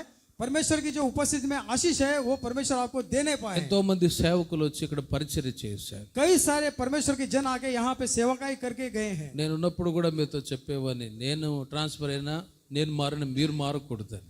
मैं जब इधर था तभी भी मैं आपको कहते आया हूँ मैं बदल जाऊंगा लेकिन आप नहीं बदलना है। కాబట్టి దేవుడు మిమ్మల్ని ఆశీర్వదించాడు. इसके लिए परमेश्वर आपको आशीष किया है। ఈ సంఘ సహవాసములో ఉంటున్న ఆశీర్వాదాలు ఎన్నో ఉన్నాయి. इस संगति में बहुत सारे आशीष है। ఆ ఆశీర్వాదాలన్నీ నా దేవుడు ఇంకా మీకు అనుగ్రహించుదురు గాక. उन सब आशीषों को परमेश्वर आपको देने पाए। హన్న అడిగిన దానికంటే అత్యధికంగా ప్రభు చేయటానికి గల కారణం ఏంటంటే, अन्ना मांगने से भी ज्यादा परमेश्वर करने का कारण क्या है? ఆమె దేవుని మందిరాన్ని విడిచిపెట్టింది కాదు. वो जो स्त्री परमेश्वर को मंदिर को नहीं छोड़ी थी। సంతానం దేవుడు ఇవ్వలేదు, దేవుడు లేడు గీవుడు లేడు అనలేదు. मुझे संतान नहीं दिया है, भगवान नहीं गिगवान नहीं करके कभी नहीं कही थी। ఆమె ఏట దేవుని మందిరానికి రెగ్యులర్ గా వస్తూ ఉండేది. वो हर साल में बिना चुकाए परमेश्वर को मंदिर को आती थी। కాబట్టి సంవత్సరానికి ఒక 52 వారాలు 50 ఉన్నాయనుకోండి, ఖచ్చితంగా ప్రతి వారం ఇలాగే మీరు దేవుని మందిరానికి రావాలి. एक साल में 54 अगर रविवार आते हैं तो हर रविवार परमेश्वर को उपस्थिति में आप आना है। ప్రార్థన అన్నప్పుడల్లా ఇలాగే చేరి రావాలి. प्रार्थना सभा जब यहाँ पे सुनाई जाती है उस सभा को आपकी उपस्थित होना जरूरी है। యోహాను సువార్త 9వ అధ్యాయం 4వ వాక్యములో, यूहन्ना की सुसमाचार 9 उसका 4वां पद में, పగలున్నంత వరకు దేవుని క్రియలు మనం చేయుచూ ఉండవలెను. जब उजियाला रहती है तब तक हम लोग परमेश्वर की క్రియలు మనం చేయుచుండవలెను. परमेश्वर की जो काम हम करते रहना है। రాత్రి వచ్చుచున్నది, रात आती है అప్పుడు ఎవడును పని చేయలేడు. तब कोई काम नहीं कर सकता है। ప్రియమైన వారలారా, గమనించండి, ఈ మాటలో ఉన్న అర్థం ఏంటంటే, इस बात के जो अर्थ क्या है? ఈ కృపాకాలం ఉన్నంత వరకు దేవుని పనులు చేస్తూనే ఉండాలి. इस अनुग्रह का जो समय है परमेश्वर के काम करते ही रहना है। పగులు కృపాకాలం, గ్రేస్ పీరియడ్. यहाँ उजियाला मतलब परमेश्वर के अनुग्रह की समय। ఈ కాలంలోనే దేవుని మనం వెతికే సమయంలో వెతకాలి. इसी ऐसी समय में परमेश्वर की हम खोज करते మన रहना है। ఆత్మీయ జీవితాన్ని ప్రభులో కట్టుకుంటూ రావాలి. हमारे आत्मिक जीवन को परमेश्वर में बनाते आना है। మందిరంలో పరిచర్య చేయాలి. मंदिर में काम करना है। సేవకుల సహవాసము సంఘ సహవాసములో నిలిచి ఉండాలి. परमेश्वर की जन के संगति में हम रहना है, कलीसिया की संगति में रहना है। మీరు తెలియని వాళ్ళకు కూడా సువార్త చెప్పి సంఘంలో వాళ్ళని చేర్చాలి. जो परमेश्वर के बारे में नहीं जानते हैं उनको सुसमाचार सुनाकर उन्हें भी लेके आना है। దేవుని కొరకు మీరు ఏ కార్యాలు చేయాలనుకున్నారో వాటిని చేయాలి. परमेश्वर के लिए आप जो कुछ करना चाहते हैं वो काम करना ही है। ఆ పగలున్నంత వరకు మనం తండ్రి క్రియలు చేయుచు ఉండవలెను. जब उजाला रहता है परमेश्वर के काम करते रहना है। మనం ఎప్పుడు కూడా నిర్లక్ష్యం చేయకూడదు. हम कभी भी परमेश्वर के काम को इग्नोर नहीं करना। లోకములో సర్వోత్తమమైన జీవితం ఏంటంటే దేవుని పని చేయడమే. संसार में सारा ऊंचा काम क्या है यदि हम देखें वो परमेश्वर का काम छोड़कर और कुछ नहीं है। కొన్ని సంవత్సరాల క్రితం ఒక అమెరికా ఒక ఎవాంజలిస్ట్ ని అడిగాడట. थोड़े साल के पीछे एक ఎవాంజలిస్ట్ ని కొందరు అడిగారు, इवांजलिस्ट को थोड़े लोग से ऐसा पूछने लगे, నీకు అమెరికా ప్రెసిడెంట్ పదవి ఇస్తాము, నువ్వు దేవుని పని మానుకుంటావా అని. अमेरिका का जो प्रेसिडेंट की जो स्थान है हम तुम्हें देंगे, क्या आप परमेश्वर के काम को छोड़ सकते हैं करके पूछने लगा। అమెరికా ప్రెసిడెంట్ పదవి ఇచ్చినా నేను మానను అన్నాడు. अमेरिका की जो प्रेसिडेंट की जो पद है यदि मुझे दे फिर भी मैं परमेश्वर के काम नहीं छोड़ूंगा करके वो कहने लगा। సేవకులైన మేము దేవుని పని చేస్తున్నాం, सेवक है, हम सेवक बने हैं, परमेश्वर के काम हम कर रहे हैं, మీరు కూడా దేవుని పని చేస్తూ ఉన్నారు. आप भी परमेश्वर के काम कर रहे हैं। ఈ గోవాలో సేవ పరిచర్య ప్రారంభించబడటానికి మీ కృషి చాలా ఉన్నది. यहाँ गोवा में परमेश्वर की सेवकाई शुरू होने का कारण आपके आपके काम बहुत सा है, आपके परिश्रम बहुत మీ है। సహకారము మీ యొక్క ఆసక్తి ఇంకా తుదమట్టుకు నిలిచి ఉండును గాక. इसी तरह से आपकी जो आशा है परमेश्वर आखिरी तक ऐसे ही रखने पाए। ఈ పిల్లల్ని చూసినప్పుడు నేను సంతోషపడతాను. इस बच्चों को जब देखता हूँ तो मैं बहुत आनंदित होता हूँ। నెక్స్ట్ జనరేషన్, आने वाली जो पीढ़ी, రాబోయే రోజుల్లో తరతరాలుగా ఈ మందిరంలో మీరు మీ సంతతి వాళ్ళు అభివృద్ధి చెంది ఆశీర్వదించబడుదురు గాక. आने वाले दिन में इस मंदिर में आप और आपके बच्चे आशीष पाके वृद्धि होने पाए। ముఖ్యంగా మేల్ సంతతిని జాగ్రత్త చూసుకోండి అని చెప్తాను. इसके लिए जो लड़के संतति है उनको बहुत संभाल के देख लेना चाहिए करके मैं కారణం कह रहा ఏంటంటే हूँ। ఈ మందిరంలో ఇలాగే సంఘములో మీరు స్థిరపరచబడి తరతరాలుగా దేవుని సన్నిధిలో ఆశీర్వదించబడుదురు గాక. इस मंदिर में आप इसी तरह से स्थिर होकर और आशीषित होने पाए। కాబట్టి పగలున్నంత వరకు దేవుని క్రియలు మనం చేయాలి. जब उजियाला रहता है इसी प्रकार से परमेश्वर के काम करना है। పరిచర్యలో పాల్పొందాలి. सेवकाई में हम सहभागी होना है। సేవకుల క్షేమాన్ని సంఘ క్షేమాన్ని కోరుతూ ఉండాలి. सेवक की भलाई को और कलीसिया की भलाई को हम ఈ देखना है। పరిచర్య అన్ని పరిచర్యల కంటే చాలా ఉత్తమమైనది. बहुत सारी सेवकाई से भी ये जो सेवकाई है बड़ी ही उत्तम और अच्छी है कर मैं समझ रहा हूँ। ద్రాక్ష తోటలు ఎన్నో ఉన్నాయి, धाक मधु की जो वाटिका है उसमें बहुत सारे है, కానీ యజమానుడు ఆ అంజూరపు చెట్టులోనే పర్టికులర్ గా ఫలాలు ఎదురు చూస్తూ ఉన్నాడు. लेकिन उस दाक मधु का जो वाटिका है उसका जो मालिक है वो फल के लिए आशीषित कर रहा है। కానీ సత్తువు గల కారణం ఏంటంటే इसका कारण क्या है? సత్తువు గల సంఘమై ఉన్న వారిలో నుండియే ఫలాలు ఎదురు చూస్తూ ఉంటాడు. यानी उस जो फलभरित जीवन को जो रहते हैं उन्हीं से ही परमेश्वर अपेक्षा कर रहा है। కాబట్టి దైవ సేవకులు యేసుడు గారు 20 సంవత్సరాల క్రితం ఈ ప్రాంతంలో అడుగు పెట్టారు. परमेश्वर के जन येसाना जी इस प्रांत में जब कदम रखे थे, ఆ రోజు నుండి ప్రారంభించబడిన పరిచర్య ఈ రోజు వరకు దేవుడు ఆశీర్వదిస్తూ उस ఉన్నాడు. दिन से जो शुरू किया हुआ इस सेवकाई इसी तरह से अब तक चलते आ रहा है। మీరు పరిచర్యకు సహకరించే అనుభవాన్ని బట్టి आप सभी लोग सेवकाई को अब सहाय देते हैं। గనుక ఇట్టి ఆసక్తి తుదమట్టుకు మీలో నిలిచి ఉండును గాక.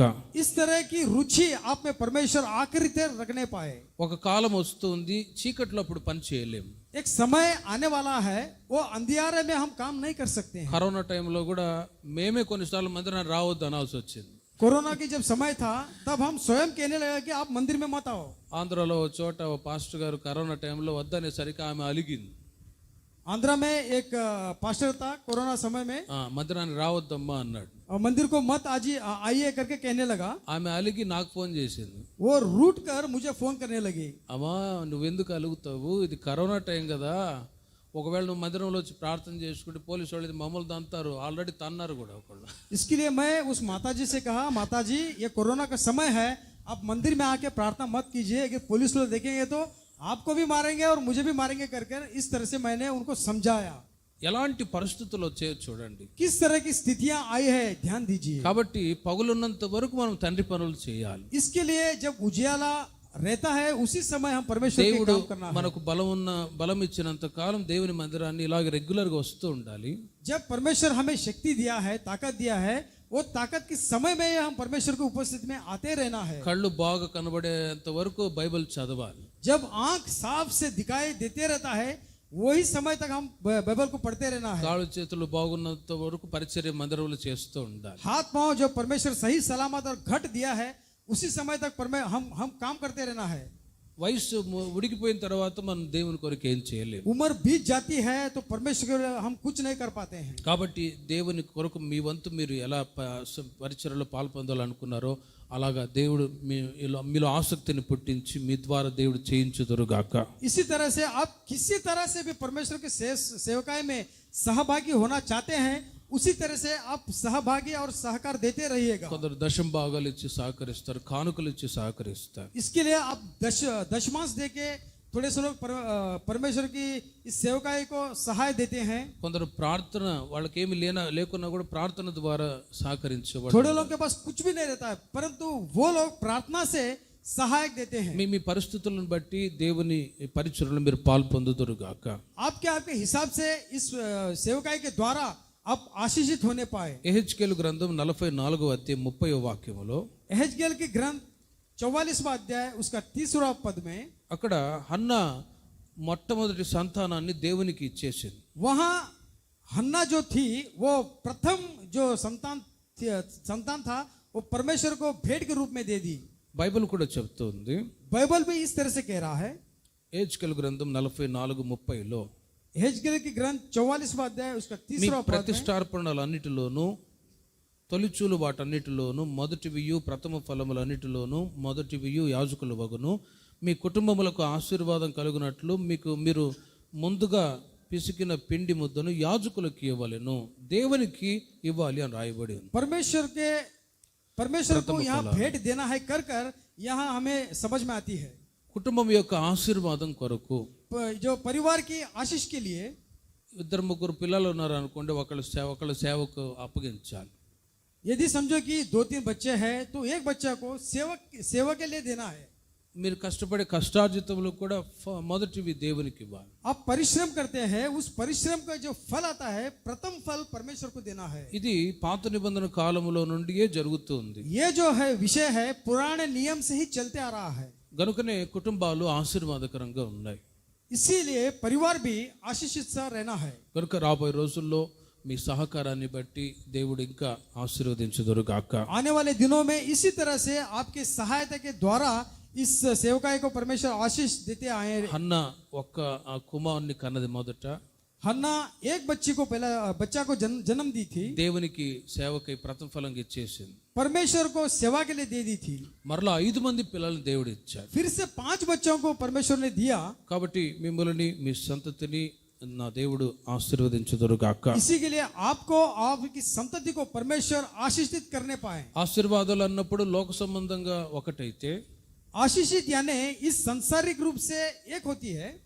ఇంకోటి ఏంటంటే दूसरा में కొరింథీయులకు రాసిన మొదటి పత్రిక 15వ అధ్యాయము 19వ వాక్యములో 1 Corinthians chapter 15th chapter 19th verse, कुरिन्थियों की पत्री 1वां पत्री 15वां अध्याय 19वां पद को यदि देखें, ఈ జీవిత కాలం మట్టుకే इस संसार के विषय के सीमित होकर మీరు క్రీస్తును వెంబడించిన వాళ్ళైతే यदि परमेश्वर को आप आपके पीछा करते हैं तो మనుషులందరికంటే దౌర్భాగ్యులై ఉందరు అని రాయబడి ఉంది. हर मनुष्य भी आप बहुत से दौर्भाग्य स्थिति है। అంటే దేవుని చేత ఆశీర్వాదాల కొరకే దేవుని వెంబడించే వాళ్ళు ఉంటారు. परमेश्वर की द्वारा आशीष पाने के लिए ही लोग उनके पीछा करते रहते हैं। బిజాపూర్లో సేవ చేస్తున్నప్పుడు मैं जब सेवकाई दे रहा था, ఒక ఫ్యామిలీ వచ్చింది. एक परिवार मेरे पास आई। ఒకసారి ఇక్కడ ఉన్నప్పుడే చెప్పాను ఆ సంగతి. ఒక ముసలమ్మకి దయ్యం పట్టింది. मैं जब इधर था ये विषय को आपसे मैं चर्चा किया था। एक बूढ़ी स्त्री थी, उसको शैतान ने पकड़ लिया था। వాళ్ళ కోడలు తీసుకొచ్చింది మందిరానికి. उसकी जो बहू थी वो उसका उसके सास को लेके आई। అన్నవరే ఇవరికోస్కర ప్రార్థನೆ ಮಾಡ್ರಿ అన్నది. वहाँ कहने लगी भाई जी इनके लिए प्रार्थना करो। ఏంటంటే ఆమె ఉదయం ఆకలేసిందని ఒక 2 రొట్టెలు తింటదట. ये विषय क्या है, सुबह जब उसे भूख लगती थी वो बूढ़ी माँ को 2 रोटी खाती थी। 7 గంటలకు ఒక 2 రొట్టెలు, 7 बजे 2 रोटी, 9 గంటలకు ఒక 2 రొట్టెలు, 9 बजे 2 रोटी, 10 గంటలకు మరలా స్వల్ప అన్న ఇద్దరు ఎక్కమ్మా అన్నాడు. 10 बजे थोड़ा अगर खाना है चावल है तो मुझे दे देना करके मांगती थी। మరలా 12 o'clockకి, फिर 12 बजे, మరలా 2 గంటలకి. फिर 2 बजे। అన్నవరే తింతానే ఏదాడే దప్ప ఆక్తిಲ್ಲ అంటద. भाई ये खाते रहती है लेकिन मोटी नहीं हो रही है। కారణం ఏంటంటే తిండి దయ్యం. इसका कारण क्या है, वो खाने पीने वाला भूत उसको पकड़ा था। సన్నగా బక్కగా ఉంటుంది, తింటనే ఉంది, తిన్నోదు ನಾನು కడిమే ಮಾಡಲ್ಲ, బట్ తింతా ఇದ್ದಾಳೆ దప్ప ఆక్తిಲ್ಲ అంటద. वो स्त्री दुबली सी थी, जितना भी खाए वो मोटी नहीं होती थी। ప్రేమిన వర్లరా, ఆ తిండి దయ్యాన్ని ప్రార్థన ద్వారా వెళ్ళగొట్టాం. దేవునికి మహిమ కలుగును గాక. वो जो खान पान की भूत उसको पकड़ा था, परमेश्वर उसको दूर किया। వాళ్ళ ఇంటికి వెళ్ళి విజిటింగ్ చేసి మీరు మందిరానికి రండి అని. जब मैं जाके उनके घर को विजिट किया और बोला कि मंदिर को आ जाओ, వాళ్ళు అంటారు అన్నవరే ನಮ್ಮ ಬಂಧುಗಳೆಲ್ಲ ಯಾರು ಒಪ್ಕೊಳ್ಳಲ್ಲ అని. मेरे जो रिश्तेदार, वो जब स्त्री कहने लगे कि हमारे जो रिश्तेदार है ये विषय को कोई मानेंगे नहीं कि मंदिर को जाएं। యేసు ప్రభు అంటేనే వాళ్ళకి వాళ్ళ ఫ్యామిలీ కుటుంబస్తులకి పడదట.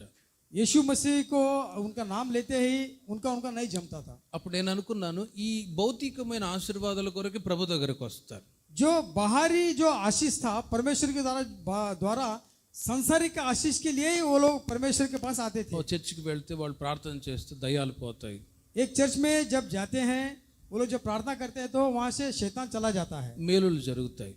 भलाई होती है।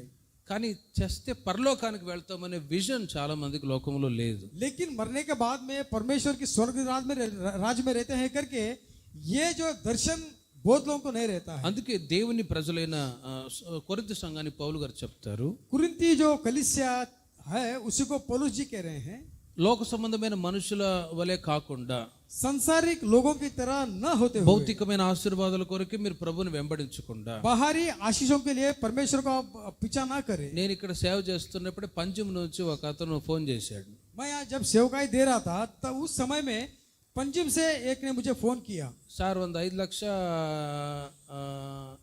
డౌరీ వరదక్షిణ కూడా ಹುಡುಗಿ ನೋಡ್ರಿ ಮದುವೆ ಮಾಡ್ಕೊಂತೀನಿ ಅಂತ. 5 लाख दहेज मुझे अगर कोई देता है तो मुझे थोड़ा दिखा देना, मैं उनसे साथ में शादी करता हूँ करके कहने लगा। చర్చికి ಬರ್ತೀನಿ, చర్చిల్ మెంబర్ ಆಗಿರ್ತೀನಿ అంటాడు. मैं चर्च में आऊंगा और उनका मेंबर बन के रहूंगा करके बोलने लगा। పోరా పనికి మాలిన వాడు అనుకున్నా. मैंने कहा जा रहे बेकार आदमी करके बोला। ఇలా అక్కడక్కడ తగులుతుంటారు కొందరు. इस तरह से कहीं कहीं लोग इस तरह से हमें लगते रहते हैं, అంటే ఓ చర్చ్ మెంబర్ అయితే ఏదైనా బెనిఫిట్స్ వస్తాయేమో అని. चर्च के जब सदस्य बनते हैं हमें कुछ लाभदायक होता है करके सोचते रहते हैं। కానీ ఇక్కడికి వచ్చిన తర్వాత పరలోక రాజ్యానికి వెళ్ళే మార్గాన్ని దేవుడు మనకు చూపెట్టాడు. परंतु यहाँ आने के बाद में हमें स्वर्ग राज की मार्ग परमेश्वर दिया है, यहाँ जानना चाहिए। కాబట్టి మనుషులందరికంటే ఒకవేళ అలా ఫిజికల్ బ్లెస్సింగ్స్ కొరకు ఒకవేళ ప్రాకులాడితే మనుషులందరికంటే మీరు దౌర్భాగ్యులే ఉందరు అంటాడు. शारीरिक विषय की हम आशीष यदि पाते हैं, पाने के सोचते हैं तो हम सबसे बड़े दुर्भाग्य है। గనుక అలా కాకుండా ఒక వైపు దేవుడు మిమ్మల్ని భౌతికంగా ఆశీర్వదిస్తున్నాడు, इसीलिए मैं देख रहा हूँ कि परमेश्वर आपको भौतिक रीति से आशीष दे रहा है, ఆత్మీయంగా కూడా దేవుడు ఆశీర్వదిస్తున్నాడు. आत्मिक रीति से भी परमेश्वर आपको आशीष दे रहा ఒక है। రోజున క్రీస్తు ప్రత్యక్షమైనప్పుడు క్రీస్తును మనం ఎదుర్కొందుము గాక. परमेश्वर जब हमें प्रत्यक्ष होता है हम उनके सामना करेंगे। కనుక హన్న దేవుని మందిరాన్ని విడిచిపెట్టలేదు. इसीलिए देखो हन्ना परमेश्वर के मंदिर को न छोड़ी, గనుక అడిగిన దానికంటే అత్యధికంగా చేశాడు. जो मांगी थी उससे भी परमेश्वर अधिक सा किया। రాబోయే రోజుల్లో ఇంకా మీరు దేవుణ్ణి వెతకండి, నా దేవుడు అడిగిన దానికంటే అత్యధికంగా దేవుడు చేయుదురు గాక. आने वाले दिनों में परमेश्वर की आप खोज में रहिए, परमेश्वर अधिक सा आपको आशीष देगा। 4th one, 4వదిగా चौथा विषय में లూకా సువార్త 15వ అధ్యాయం 19వ వాక్యం. लूका की सुसमाचार 15वां अध्याय उसका 19वां पद। అక్కడ తప్పిపోయిన కుమారుని గురించి మనం చదువుతూ ఉన్నాం. यहाँ उड़ाव पुत्र को हम देखें तो ఆయన తండ్రి దగ్గర ఆస్తిని తీసుకొని వెళ్ళాడు. वहाँ अपने पिताजी के पास धन दौलत लेके गया, లోకంలో వ్యర్థంగా ఖర్చు చేశాడు. संसार में वो बेकार सा खर्चा किया, అన్ని కోల్పోయి చివరికి పందులో పొట్టు తిరగడానికి అక్కడికి వెళ్ళాడు. सब कुछ खो बैठा, आखिरी में वो सुअरों की आहार को खाने को सोचा। అక్కడ వెళ్ళి మూతి పెడితే ఆ పందులు అన్నాయి, ఇదేదో మాకే ఆహారం లేకుండా చేస్తుంటే కొత్తగా పంది వచ్చిందని. वहाँ सुअर सोचने लगे कि हमें खाने के लिए आहार नहीं है, ये कोई नया आया है क्या देख करके सोचने लगे। మూతితో పొడిచి తరిమేసాయి. मुंह से एक दूसरे को मारने लगे। ప్రేమిన బర్లరా, చివరికి పందుల పొట్టు కూడా దొరకలేదు. आखिरी में यहाँ देखे तो उड़ाव पुत्र को जो सुअर खाने वाला भूसा भी नहीं मिला। చివరికి తాను రిపెంట్ అవుతూ ఉన్నాడు. आखिरी में वो अपने आप को पश्चाताप होने लगा। ఏమని అనుకుంటున్నాడో చూడండి. क्या सोच रहा है यहाँ देखिए। ఇక మీదట నీ కుమారుడనని అనిపించుకున్నట్టుకు యోగ్యుడను కాను. इसके बाद में हे पिताजी, मैं आपके बेटा कहलाने का लायक नहीं हूँ। నన్ను నీ కూలివారిలో ఒకనిగా పెట్టుకోమని అతనితో చెప్పుదును అనుకొని मुझे आप ऐसा कीजिए कि आपके गुलामों में एक गुलाम बन के मुझे रखिएगा करके అని कहने लगा। లేచి తండ్రి వద్దకు వచ్చాడు. तब उठकर वो उड़ाव पुत्र अपने पिता के पास आया। కానీ తండ్రి ఏం చేశాడో చూడండి. तब पिता ने क्या किया देखिए। అయితే తండ్రి తన దాసులను చూచి ప్రశస్త వస్త్రములతో అతను 24 వాక్యాన్ని చూడండి. ఈ నా కుమారుడు చనిపోయి మరలా బ్రతికెను, తప్పిపోయి దొరికినని చెప్పాను. 24वें पद में यदि देखते हैं तो ये जो मेरा पुत्र है मर के फिर जी उठाए करके लिखा गया। ఆ క్రింది వాక్యాలు మనం గమనిస్తే తండ్రిని ప్రేమతో చేర్చుకున్నాడు. आगे यदि हम पढ़ते आते हैं तो पिता का जो प्रेम उसने वहां देखा। కుమారుడు అనుకున్నాడు, నా తండ్రి ఇంట పని మనుషుల దగ్గర ఒక పని మనిషిగా బ్రతుకుతానని. वो बेटा सोचा था कि जो काम करने वाले नौकर चाकर है उस स्थान मुझे मिले तो बस, लेकिन यहाँ पिता उससे भी ज्यादा उसे प्रेम दिखाया। తండ్రి అతను అనుకున్న దానికంటే ప్రేమించి దగ్గర తీశాడు. पिता उससे भी अधिक प्रेम देकर उसको करीब लिया। వెంటనే పెద్ద కొడుకు వచ్చి అంటాడు, उसके बाद में उसका बड़ा बेटा आकर कहने लगा, నేను ఇన్ని సంవత్సరాలు నీ ఇంట్లో నీ కొడుకుగా ఉన్నాను, ఎప్పుడైనా పొట్టేలు కోసి బిర్యానీ చేసావా? मैं इतना साल तुम्हारा साथ में था, कभी भी एक मेमने को काट कर क्या मेरे लिए आपने मुझे एक पर्व बनाया क्या करके पूछने लगा। 32 వాక్యములో తండ్రి అంటాడు, 32वें पद में अगर देखे तो ఈ నీ తమ్ముడు చనిపోయి తిరిగి బ్రతికెను, ये जो भाई है मरकर फिर जी उठा, తప్పిపోయి బ్రతికెను, అందుకే రా ఇలా చేశాను అంట. यहाँ राह भटक कर फिर वो मिला और जीवित हुआ करके लिखा। హల్లెలూయా. हालेलुया। ప్రేమిన వర్లరా, తప్పిపోయిన కుమారుడు మరలా తిరిగి ఇంటికి వచ్చాడు. प्यारे परमेश्वर के लोगों, जो उड़ाव पुत्र था वो राह भटक कर फिर घर को आया। తండ్రి ప్రేమతో చేర్చుకున్నాడు. उसका जो पिता था प्रेम से उसको स्वीकार किया। దేవుని ప్రజలైన మీరు కూడా ఒకవేళ ఆత్మీయంగా వెనకబడిపోయి ఉంటే, परमेश्वर के बच्चे बने हुए आप भी यदि आत्मिक स्थिति में पीछे पड़े हो, ప్రార్థన జీవితంలో, प्रार्थना की जीवन में, బైబిల్ చదివే విషయంలో, बाइबल पढ़ने के विषय में हो, పరిచర్య విషయంలో, इस सेवकाई के विषय में हो, భక్తి విషయంలో भक्ति विषय में हो, ఒకవేళ వెనకబడిపోయి ఉంటే, यदि आप पिछड़ गए हैं तो దేవుడి మాటల చేత మిమ్మల్ని నూతన పరచుదురు గాక. परमेश्वर इस वचन के द्वारा आपके जीवन को नया करने पाए। గనుక ఈ పరిచర్యలో దేవుని వైపే చూస్తూ ముందుకు వెళ్ళాలి. इसी के लिए इस सेवकाई में परमेश्वर को और देखते हैं हम आगे बढ़ना है, లేకపోతే వెనకబడిపోయే పరిస్థితులు नहीं వస్తాయి. तो हम पीछे पड़ जाएंगे। నేను చాలా చోట్ల పరిచర్య చేశాను. मैं कई जगह पे मेरी सेवकाई दिया हूँ। మనుషులను చూసి బలహీనలు అవుతారు, मनुष्यों को देखकर कमजोर होते हैं। అటు ఇటు చూస్తే పరిగెత్తలేము. वहां यहाँ यदि देखे तो दौड़ ना पाएंगे। అందుకే గాడిదలకి గుర్రాలకి గంత కట్టి ఉంటారు, ఇటు అటు इसके लिए ఇటు देखिए చూడకుండా. घोड़ों को हो और गधों को हो, इस तरह से वो बेल्ट लगाए रहते हैं। కారణం ఏంటంటే అటు ఇటు చూస్తే మనం ముందుకు పరిగెత్తలేము. कारण क्या है, उस तरफ इस तरफ यदि देखे हम आगे दौड़ नहीं पाते మనం हैं। కూడా కంటికి గంత కట్టుకోవాలి. इसके लिए हम आंखों को पट्टा बांधना है। దాని అర్థం ఏంటంటే హెబ్రీయులకు రాసిన పత్రిక 12వ అధ్యాయం మొదటి 3 వాక్యాల తర్వాత చదువుకోనండి. इब्रानी की पत्री 12वां अध्याय మొదటి 3 వాక్యాల్లో और पहला 1, 2, तीसरा वचन में देखिए तो విశ్వాసమునకు కర్తయు विश्वास का जो करता है దానిని కొనసాగించువాడు నేను యేసు వైపు చూచొచ్చు. उसको सिद्ध करने वाला परमेश्वर को और ही देखना है। ఈ పరుగు పందెములో ఓపికతో పరిగెత్తండి. इस दौड़ना में बहुत ही रुचि से दौड़ना है। ఈ యొక్క యాత్రలో మన ఓపికతో పరిగెత్తాలి. इस सफर में हम बहुत ही रुचि से और संयम से दौड़ना है। యేసన్న గారు ఒక మాట చెప్పారు. येसन्ना जी एक बात कहते थे, కొంతమంది స్త్రీలు పందెపు రంగంలో పరిగెడుతున్నారట. थोड़े से स्त्री दौड़ने वाले थे। వాళ్ళలో ఒక ఆమె చాలా స్పీడ్గా పరిగెత్తి అంతకు మునిపే ప్రైజ్లు చాలా పొందుకున్నది. उसमें एक लड़की थी, बहुत ही स्पीड से दौड़कर कई सारे पुरस्कार पाई थी। ప్రక్కన ఉన్న వాళ్ళు ఈమె చాలా స్పీడ్గా పరిగెట్టింది కదా, ఈమెను పడదొరేయాలంటే ఏం చేయాలి ఒక ఆలోచన. जो अगल बगल वाले सोचने लगे कि ये बहुत तेज दौड़ती है, यदि इसको नीचे गिराना है तो क्या करना चाहिए, षड्यंत्र रचा है। ఆమె యొక్క మైండ్ పరిస్థితులన్నీ గమనించి వాళ్ళలో కొన్ని ఆలోచించి ఈ పిల్లకి గోల్డ్ అంటే బాగా ఇష్టం. तब वो लोग क्या सोचे, इसकी कमजोरी क्या है करके जानकर इसको सोना बहुत ही आशित है करके सब सोचे। కాబట్టి పరిగెత్తేటప్పుడు ఒక రింగ్ ని ఆమె ముందు పడేసామనుకో, దాన్ని చూసుకుంటే ఆమె బోర్ల పడిపోయేది, మనం పరిగెడదాం అనుకున్నాం. जब दौड़ने की कतार पे जब रुकी थी, वो कतार में उसने जो सोने की अंगूठी है वहां फेंके थे। जब वो देखती है तो रुक जाएगी, जब रुक जाएगी हम दौड़ सकते हैं करके इस तरह से प्लानिंग किए थे। అలాగే చేద్దామని చెప్పి రన్నింగ్ రేస్ లో వాళ్ళు నిలిచారు, 1 2 3 అన్నారు, పరిగెత్తారు. పరిగెత్తేటప్పుడు ఆమె ముందు రింగ్ వేయగానే కొంత దూరంగానే ఆ రింగును చూసి పడిపోయింది, కానీ ఆ గురిని చూసి పరిగెత్తలేదు. थोड़ा देर में उस रनिंग रेस में रुकी थी। 1 2 3 करने के बाद में जब दौड़ स्टार्ट हुआ, तब वो रिंग के ऊपर उसकी नजर गिरी। जब रिंग के लिए रुकी तो वो स्त्री नीचे गिर गई। ప్రియమైన బర్లరా, లోకాన్ని చూసి మనం పరిగెత్తకూడదు. प्यारे परमेश्वर के लोग, यहाँ संसार को देखकर हम दौड़ना नहीं है, మనుషులను చూసి పరిగెత్తకూడదు. मनुष्यों को देखकर दौड़ना नहीं है। దేవుడు మనకిచ్చే బహుమతిని చూసి పరిగెత్తుదము గాక. అందరూ చప్పట్లు కొట్టండి గట్టిగా. హల్లెలూయా.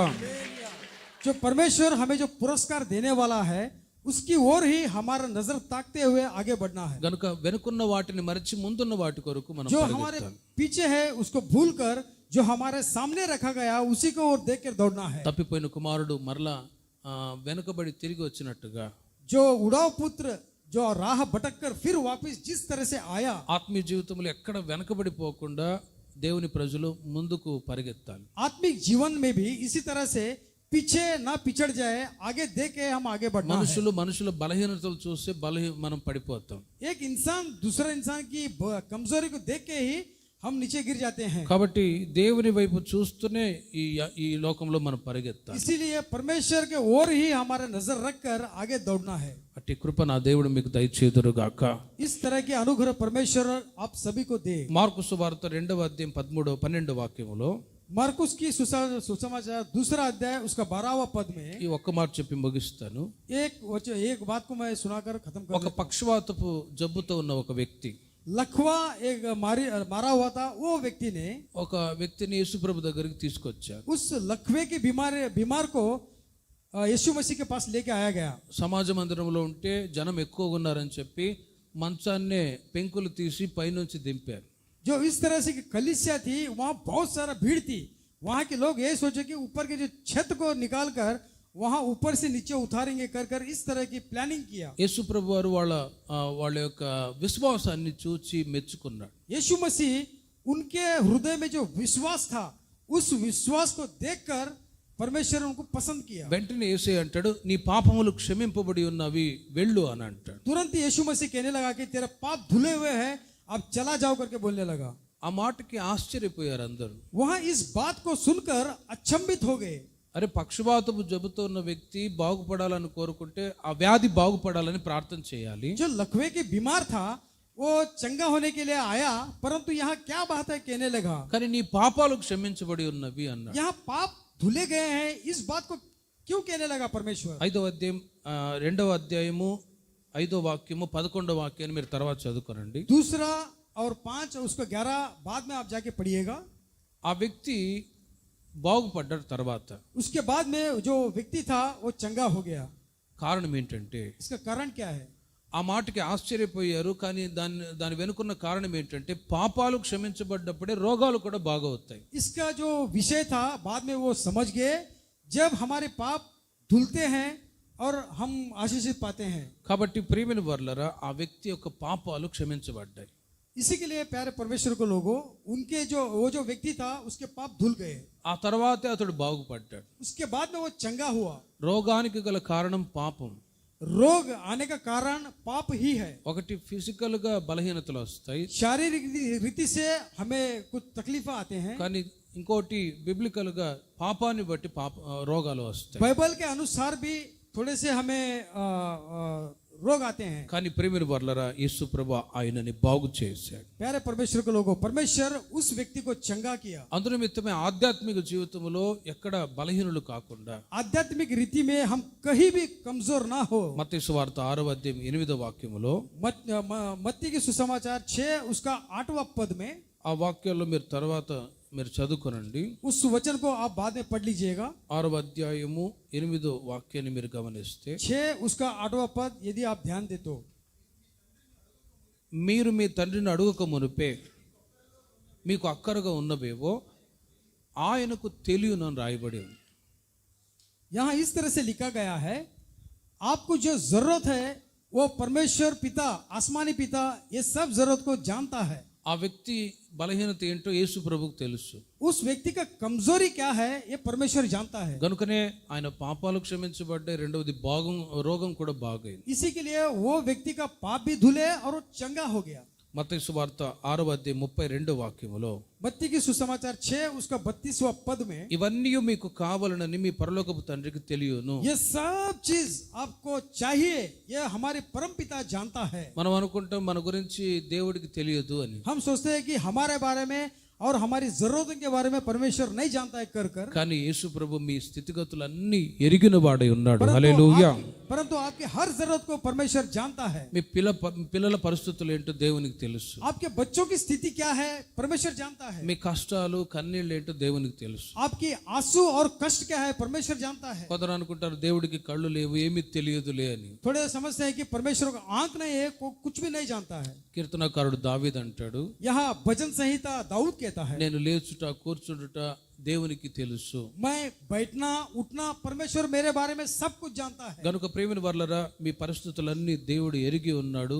प्यारे परमेश्वर के लोगों, आपकी हर एक स्थिति को परमेश्वर जानता है, जान चुका भी है. గనుక మీరు దేవుని సన్నిధికి వచ్చి అడిగి ప్రార్థించినప్పుడు जब परमेश्वर की उपस्थिति में आप आके जब प्रार्थना करते हैं, శ్రేష్టమైన ఈవులను నా దేవుడు మీకు అనుగ్రహించుదురుగాక. जो श्रेष्ठ है परमेश्वर जो देने हैं वो आपको देने पाए. మీకున్న కష్టాలు కన్నీళ్లు చింత భారం అంతా దేవుని మీద వేయాలి. आपकी जो आंसू कष्ट दुख संकट जो भी है वो सब परमेश्वर ऊपर डालना है. అప్పుడే మీరు దేవుని చేత ఆశీర్వదించబడతారు. तब जा करके परमेश्वर के द्वारा हम आशीषित पाते हैं. ఒకరోజు ప్రభు వస్తాడు.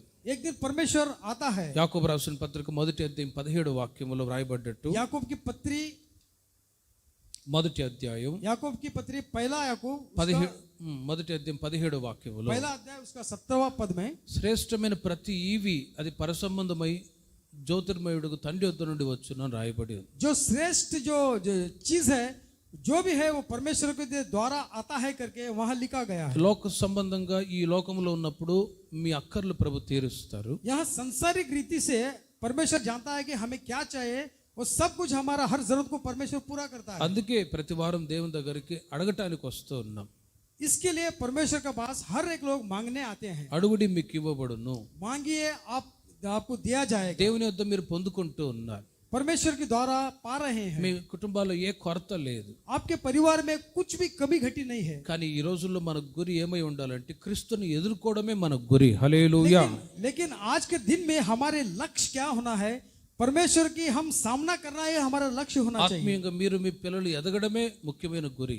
आत्मिक रीति से आपके बच्चे वृद्धि पाए यही हमारे लक्ष्य है. కన్ను మూసిన మరుక్షణం దేవుని రాజ్యములో మనం ఉండాలి. यहाँ हम संसार में आंख बंद करते हैं तो तुरंत पल ही परमेश्वर के स्वर्ग राज में हम रहते हैं. అదే ఆలోచనతో మనం బ్రతకాలి. इसी सोच और समझ से हम रहना है और जीना है. అబ్రహాం గురించి బైబిల్లో రాయబడి ఉంది. अब्राहम के विषय में यहाँ बाइबल में लिखा है, ఈ లోకంలో అన్ని విషయాలలో ఆశీర్వదించబడ్డ అబ్రహాం इस संसार में हर विषय से भी अब्राहम आशीषित पाया हुआ था. పునాదుల గల పట్టణం కొరకు ఎదురు చూస్తూ ఉన్నాడు. जो नींव वाला स्थान उसके लिए वो देखता था. ప్రభు ఎప్పుడు నువ్వు వస్తావు, ఎప్పుడు నేను ఆ రాజ్యానికి చేరుతానని ఆ విజన్ తోనే ఉన్నాడు ఈ లోకం. स्वामी आप कब आएंगे करके वो राह जो होता था. కనుక దేవుని ప్రజలైన మీరు మనము కూడా అట్టి నిరీక్షణతో ప్రభు యొక్క రాకడకై సిద్ధపడతాము గాక. इसी रीति से हम भी अब्राहम की तरह इसी रीति से हम परमेश्वर राज को जोहते रहेंगे. ప్రార్థన చేసుకుందాం. प्रार्थना करेंगे. విన్న వాక్యాన్ని బట్టి వచ్చిన सुना हो ప్రార్థన वचन के చేసుకుందాం. हिसाब से